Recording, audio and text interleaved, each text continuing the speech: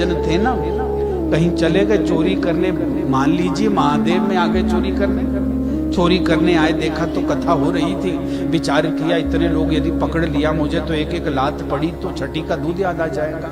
इसने सोचा एक काम करता हूँ, शिव कथा सुनने बैठ जाता हूँ, रात को कीर्तन करके सभी थके होंगे, आधी रात को चोरी करने निकलूंगा।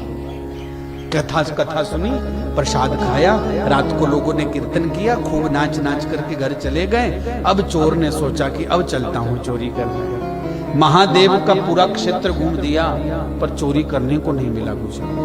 और फिर चोर ने मन में सोचा, बाबा तेरी कथा क्या सुनी, आज तो चोरी से भी गए हम। सुबह के 4 बज गए। अब चिंता क्या है कि घर जाऊं तो कैसे जाऊं, पत्नी भूखी, माँ बाप भूखे, बच्चे भूखे, अब कैसे जाऊं बिना कुछ लिए। एक काम करता हूँ, सुबह के 4 बजे हुए थे, एक ही मंदिर खुला होता है रात दिन, जिस शिवालय।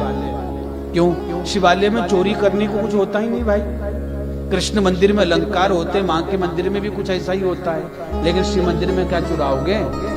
वो अलग बात है कि लोगों ने अब चांदी से या सोने से या पीतल से मढ़ा रखा है, लेकिन यदि देखा जाए तो दुनिया में बहुत शिवालय ऐसे जो रात और दिन दोनों समय खुले रहते हैं। एक हमारे बजरंगबली कहीं भी पेड़ के नीचे बैठा देते हैं, और एक हमारे भोले बाबा, बड़ी दुर्दशा कर रखी भक्तों ने इनकी है, जहां भी देखो वहां रख दिया जाता है महाराज। अब चोर सुबह के 4 बजे हुए थे, घुस गया शिवालय में, अंदर गया तो जाकर के देखा एक बुढ़ी अम्मा भगवान शंकर के ऊपर जल चढ़ा रही थी। चोर ने सोचा एक काम करता हूँ, इस बूढ़ी अम्मा के पास पीतल का लोटा है, यही मिल जाए तो काम बन जाए। अम्मा जी से कहा, अम्मा जी लोटा मिलेगा? क्यों? बोले जल चढ़ाना था महादेव के ऊपर। अब जो अम्मा थी ना, इस चोर की भी अम्मा थी। अब अम्मा ने सोचा कि ये तो मेरी बहू के दहेज का लोटा है, यदि ये गया तो मेरी बहू तो गले से पकड़ेगी मुझे। अम्मा ने कहा जल चढ़ाना, बोले मैं लाती हूँ, तू यहीं बैठा रहे। लाई लोटा भर के चढ़ा मेरे सामने। चोर ने सोचा महादेव आज तो लोटे से भी गए हम। ऐसी कथा सुनी आपकी हमने। अम्मा लोटा लेके चली गई, चारों तरफ लगा चोर देखने में, क्या चुराऊं, चोरने को कुछ भी नहीं था। ऊपर देखा तो घंटी टंगी थी, विचार किया काम बन गया। अब ये घंटी उतर जाए तो इसको बेचूंगा तो कम से कम 2 समय की रोटी तो मिल जाएगी खाने को। अब जब घंटी उतारने लगा तो ऊंची थी घंटी, अब ऊंची जगह कोई थी नहीं, तो महादेव के ऊपर चढ़ गया और लगा घंटी उतारने। कैलाश में खलबली बच गई महादेव के मन में। महादेव उद्विग्न हो गए। पार्वती जी ने कहा क्या हुआ? बोले भक्त बुला रहा है मुझे।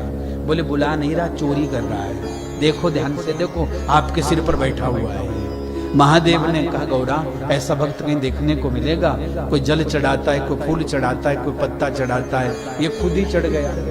और महादेव का वचन है पत्रम पुष्पम फलम तोयम यो में भक्त्या प्रयच्छति। जल चढ़ाए, फूल चढ़ाए, पत्ता चढ़ाए।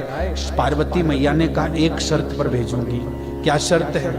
यदि आप इस चोर को एक ही वरदान दोगे तो मैं भेजूंगी, नहीं तो मैं नहीं भेजने वाली। शिव जी ने कहा ठीक है, एक ही वरदान दूंगा। और आगे भोले बाबा पिंडी से प्रकट हो गए और चोर तो कांप गया, पसीने छूट गए। बाबा आज के बाद कभी जिंदगी में चोरी नहीं करूं, जान बच जाती बस एक। भोले बाबा ने कहा बाबरे तेरे जैसा भक्त कहाँ मिलेगा मुझे? कोई जल चढ़ाता, कोई फूल चढ़ाता, कोई पत्ता चढ़ाता, अरे तू खुद ही चढ़ गया मुझ पर। चोर ने कहा बाबा आपके ऊपर चढ़ा इसलिए आप प्रसन्न हुए? बोले हाँ, यदि मुझे पहले पता होता तो रोज बैठ जाया करता आपके ऊपर आकर। महादेव ने कहा चल वो बाद की बात है, पर सुन पार्वती को मैं एक वचन दे के आया हूं कि इस भक्त को एक वरदान दूंगा, इसलिए एक ही वरदान मांगी हो तुम, सब मत मांगना। चोर ने सोचा मेरे जीवन में तो बहुत कमियां हैं। बोले सोच ले, विचार कर ले, तेरे लिए समय दे रहा हूं मैं, मांग ले पर एक ही मांगना। चोर ने बड़ा गहन चिंतन किया, विचार किया कि क्या मांगूं। विचार आया कि मांगना तो ब्राह्मणों को बहुत अच्छा आता है, कि कहां जैसे गौदान लगेगा, कहां जैसे भूयसी दान लगेगा। इसलिए दौड़ा दौड़ा पंडित जी के पास गया, मंदिर के पुजारी, और कहा पंडित जी महादेव प्रकट होकर दर्शन देख के कह रहे हैं कि मांग पर एक ही चीज मांगना। पंडित जी ने कहा हमको मूर्ख बना रहा है, जिंदगी हो गई हमको मंत्र पढ़ते पढ़ते, हमको महादेव का झटका भी नहीं मिला और तुझे चोरी करते मिल गए। बोले आओ बताता हूं मैं। और जब बताया तो महाराज दिव्य रूप महादेव, और पंडित जी तो चोर के चरणों में लेट गए, धन्य तेरी भक्ति प्यारे, पता नहीं कौन से साधन से तूने महादेव को पा लिया। बोले पंडित जी ज्यादा स्तुति मत करो, महादेव चले जाएंगे, नहीं तो जल्दी बताओ कि मुझे मांगना है तो एक चीज कहा मांगने को, पर मेरे घर में तो दुनिया भर की कमियां हैं। पंडित जी ने कहा क्या क्या कमी है तो बता। तो चोर ने कहा पहली कमी मेरी माँ जो है ना अंधी है। और क्या कमी है? बोले मेरी घरवाली के कोई संतान नहीं। और क्या कमी?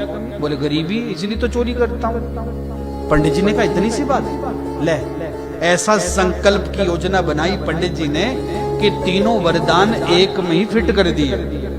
और चोर तो प्रसन्न हो गया, शिव जी के पास दौड़ा हुआ आया, महादेव एक ही दोगे? बोले एक ही दूंगा, मांग। तो चोर ने क्या मांगा कि बाबा वरदान दीजिए कि सोने के भवन में मेरी माँ अपने पोते का दर्शन करे।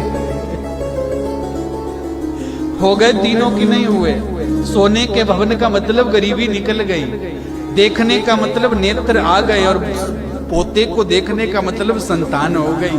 और शिव जी ने कहा बेटा तथास्तु, और महादेव अंतर ध्यान, और पार्वती जी ने गले से पकड़ लिया, दे आए सब कुछ आप। अरे गौरा मैंने तो एक दिया। बोले एक नहीं दिया, इसलिए तो दुनिया आपको भोलेनाथ कहती है। हाँ कहा तो आपने एक था, पर एक के बदले 3 वरदान मांग के आ गया, छल कर दिया आपसे भक्तों ने। भोलेनाथ ने कहा पार्वती जब मेरा भक्त कोई मांगता है ना तो मैं ये नहीं सोचता कि क्या मांग रहा है, बस दे देता हूँ। मेरा कैलाश भी यदि मांग ले तो उसको देने में भी मैं संकोच नहीं करता हूँ।